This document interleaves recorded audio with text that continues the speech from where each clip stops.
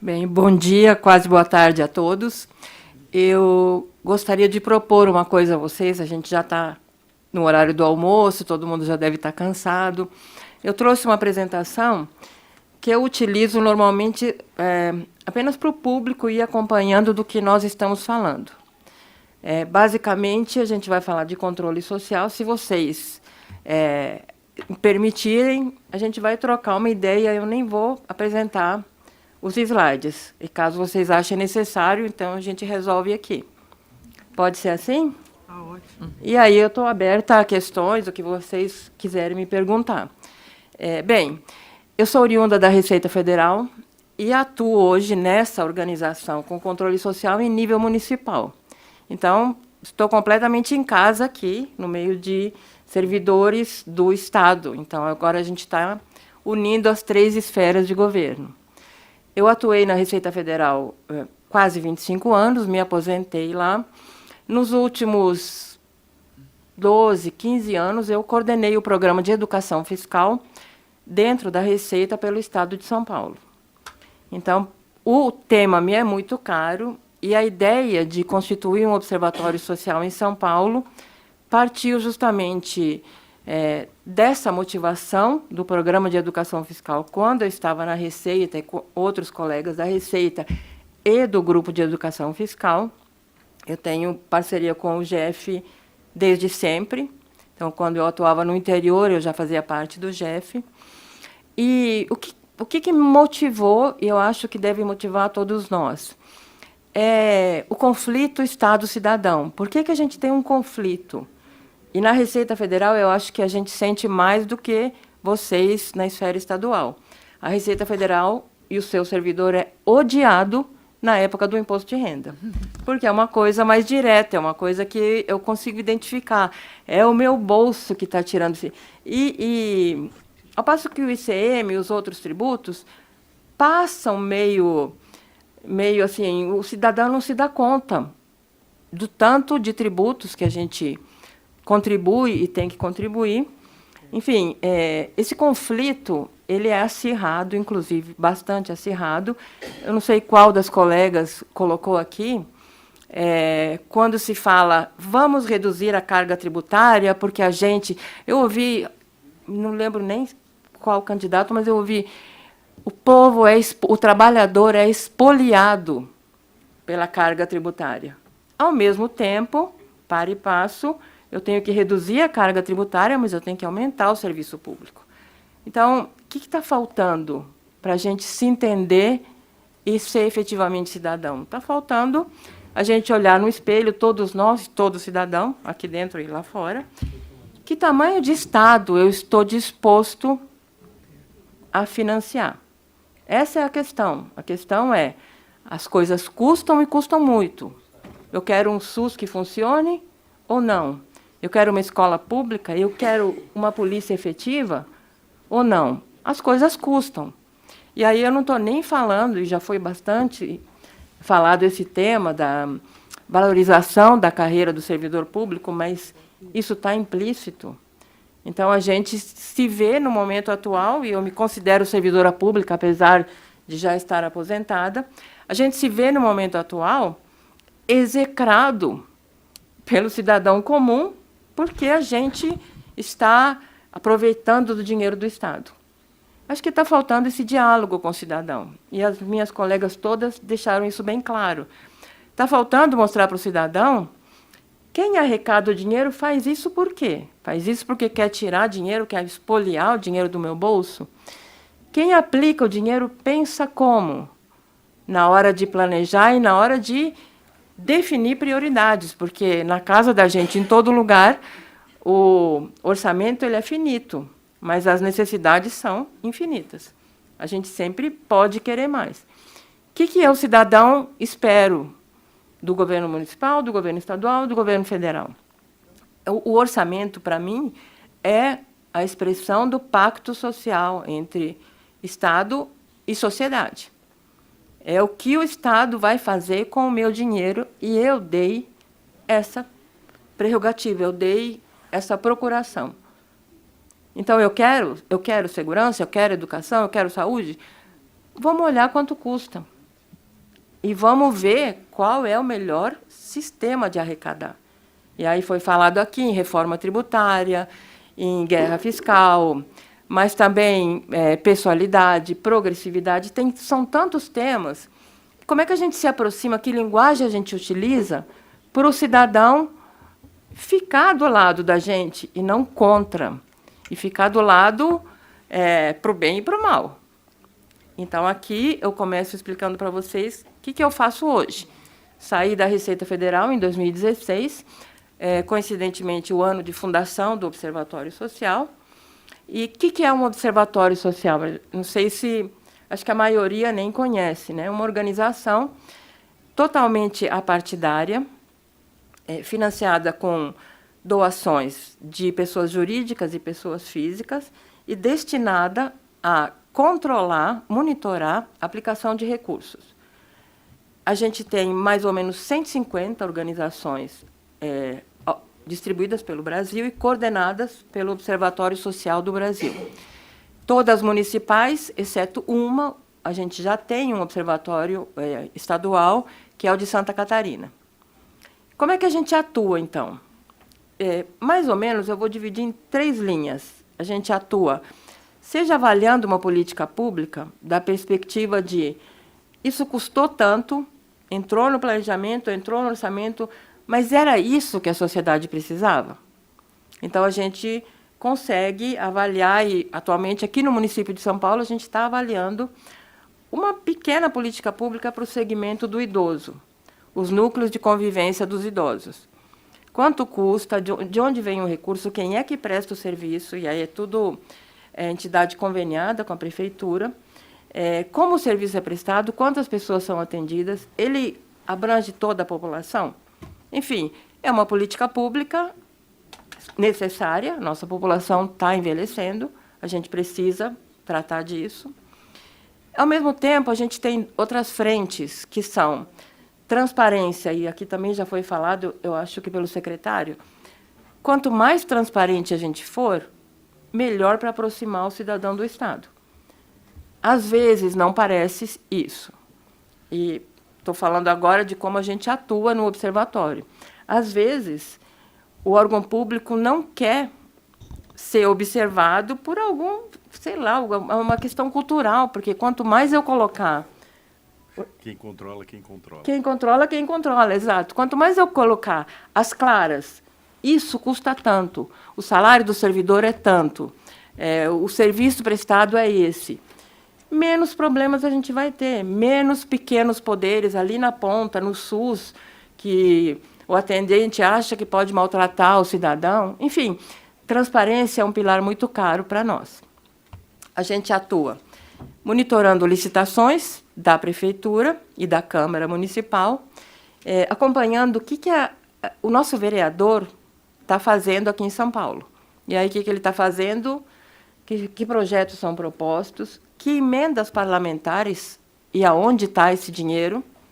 É muito importante o cidadão saber como é que é gasto esse dinheiro, o que o vereador... como é que ele decide, por exemplo, uma coisa que eu estava olhando ontem à noite, como é que o vereador decide escolher um grupo, um cantor de música gospel e destinar uma emenda, foi muito dinheiro na época da pandemia, com a justificativa de levar a alegria para as pessoas. Só música gospel. Vamos combinar que eu não tenho nada contra, mas, assim... Nosso Estado é laico, se fosse para levar música, levar todas as músicas. Onde está? A gente foi consultado? A gente foi consultado se era esse o recurso? No ano de 2020, a nossa Câmara destinou mais recursos para a cultura do que para a saúde. O ano da pandemia. Mais de 50 milhões para a cultura e mais de 50, mas menor valor, para a saúde. É isso que a gente precisava? Era isso que a gente queria? Então, assim, ao mesmo tempo que tem a transparência, tem essas questões. E a gente acompanha, a gente não faz denuncismo, em hipótese alguma. O que a gente quer é que o cidadão entenda quanto as coisas custam e entenda o papel de participar efetivamente. Então, não sei se foi a Luciana que disse que eu participo dessas iniciativas aqui do Governo do Estado, no GEF, e eu vou falar sobre conselhos a semana que vem. Qual o papel de um conselho de política pública? Um conselho temático? Qual o papel de um conselho territorial, que é para o cidadão defendendo aquele território? Como é que ele alcança a questão do orçamento? Como é que o cidadão compreende onde eu me localizo no orçamento? Moro lá na Zona Leste, onde está a rubricazinha que vai vir dinheiro para o meu território, para as necessidades que eu tenho. Tudo isso para dizer, gente, então, que a nossa atuação ela é dentro da sociedade civil, ao lado de quem arrecada, ao lado de quem gasta, ao lado de quem controla, ao lado dos controles institucionais, tribunais de contas, o próprio legislativo, o controle interno, e o controle social seria definido como o olho do dono sobre o seu dinheiro. É exatamente isso. Qual que é a nossa dificuldade? A dificuldade é como é que a gente traduz tudo isso que foi dito aqui nessa sala, está claro para todos nós. Eu não sei se felizmente ou se infelizmente. Daqui para fora, não está claro. Daqui para fora, o conflito é enorme. Quando você diz que você é auditor, e eu quero parabenizar a todos aqui, você é mal visto pelo cidadão. Você não é... Ninguém vai falar, nossa, que bom que você está carreando o recurso de onde tem para onde precisa. Como é que a gente traduz isso? Como é que a gente consegue pegar um orçamento? O orçamento do município de São Paulo tem mais de 4.000 linhas. Como é que eu consigo dizer para o cidadão, olha aqui, procura nesse lugar, a linha tal. A gente tem até um aplicativo, eu tenho uma reunião agora, logo em seguida, sobre isso. Um aplicativo que foi desenvolvido por um grupo de pesquisa da USP, e que a gente está reativando, a gente utiliza no observatório, que chama Cuidando do Meu Bairro. É uma plataforma que tem robôs que puxam o orçamento do município de São Paulo em tempo real. Então, eles puxam o que está planejado, é o orçamento puro, como ele foi concebido, o que está empenhado e o que foi liquidado. Isso georreferenciado dentro do mapa. Então, você clica lá no seu bairro, você consegue ver o que tem previsto para aquele bairro. Qual o problema? O problema é que o município de São Paulo vem tirando informações que permitam esse georreferenciamento. Quando a gente começou a trabalhar com isso, em 2016, 2017, tínhamos 23% do orçamento. Já era pouco, mas ok, você consegue mostrar para o cidadão alguma coisa. No ano passado, nem 9%. Então, a gente vai ter a reunião logo mais, a gente vai ver como é que está a ferramenta, mas a gente procura, mesmo assim, utilizar didaticamente. Didaticamente, eu consigo ver, dentro desse aplicativo, quanto foi planejado para a região. Mesmo que não seja georreferenciado, tem lá as rubricas. Quanto está empenhado? O que quer dizer empenhado? O que quer dizer liquidado? Então, eu acho que a gente tem que ter um esforço, e aqui eu fiquei muito feliz de ver a evolução da educação fiscal no governo do Estado.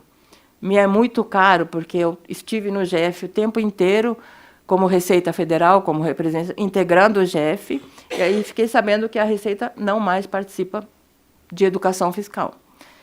Então, foi um retrocesso, eu fiquei bastante triste, mas, graças a Deus, eu continuo no GEF com as colegas, continuo contribuindo, agora da parte da sociedade civil.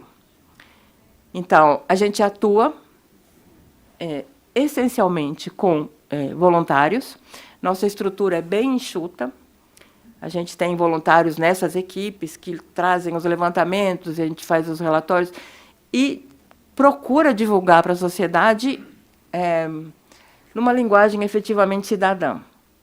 Não sei se conseguimos, não sei se isso alcança, são informações duras, é muito difícil você traduzir uma linguagem completamente acessível, uma peça orçamentária, mas é necessário. É necessário que a gente faça esse esforço, é necessário que a gente se aproxime do cidadão.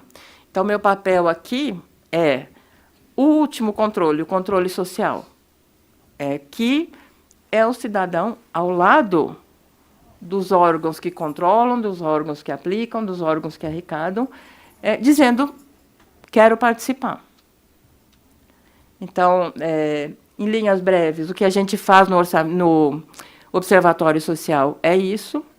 E eu gostaria, agora, já terminando, para não tomar muito tempo de vocês, convidar todos para se juntarem a nós, como voluntários, qualquer que seja a habilidade a gente tem, e um corpo de auditores tem muito mais a ensinar do que aprender na atividade.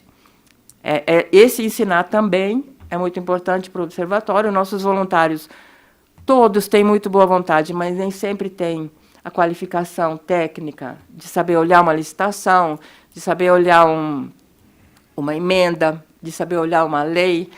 Então, a gente tem constituído grupos de fazer atividade e tornar essa atividade um conhecimento didático para o cidadão, que ele se aproprie disso e não, sinceramente, não, a gente não tem nenhuma intenção de ser o salvador da pátria, de olhar todas as licitações de São Paulo e de resolver todos os problemas. A gente quer trazer a sociedade para perto, atenuar esse conflito, e aí sim vamos discutir tudo que já foi dito aqui, a partir da fala do Cicarone, do secretário, de todo mundo, vamos discutir que tamanho de Estado estamos dispostos a financiar.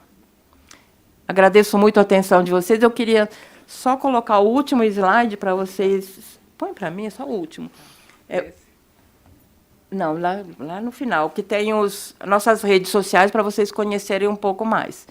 Muito obrigada pela atenção e parabéns pelo evento.